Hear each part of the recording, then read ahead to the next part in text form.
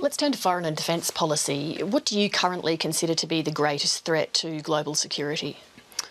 Well, look, you probably can't really rank them because they are very difficult. I mean, clearly the threat of terrorism, if you like, militant Islamist terrorist groups like Daesh in the Middle East and its various affiliates around the world, Al Qaeda, that is clearly that's clearly a big threat.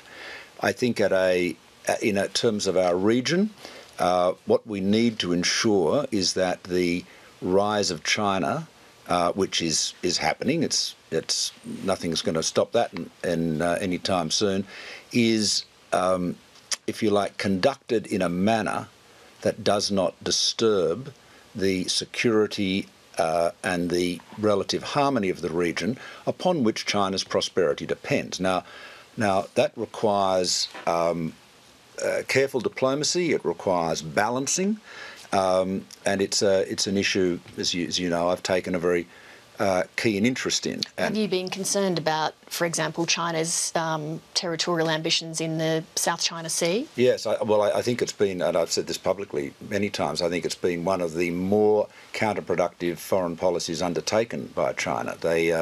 If you go back to the early 2000s, China took a different approach to border disputes particularly with Russia. There's a very good example where they settled outstanding border disputes and just resolved them. The pushing the envelope in the South China Sea has had the consequence of exactly the reverse consequence of what China would seek to achieve. You would think that what China would seek to achieve is to create a sufficient feeling of trust and confidence among its neighbours that they no longer felt the need to have the US fleet and a strong US presence in the Western Pacific.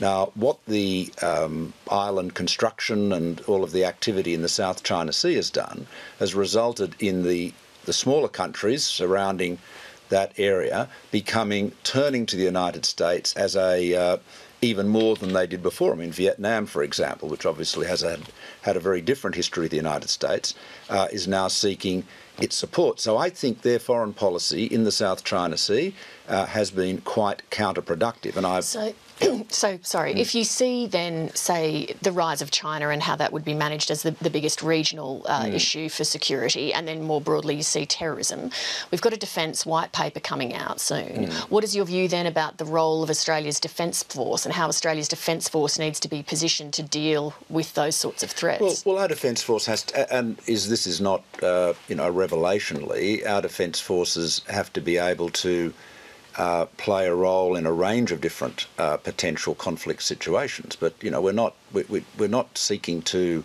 I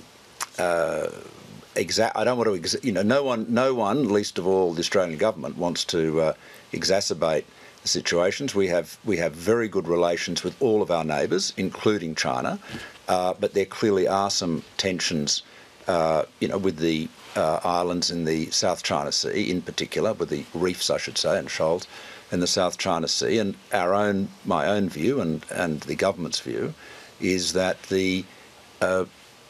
China would be better advised in its own interests, frankly, not to be pushing the envelope there, and that is why there's been resistance against that activity.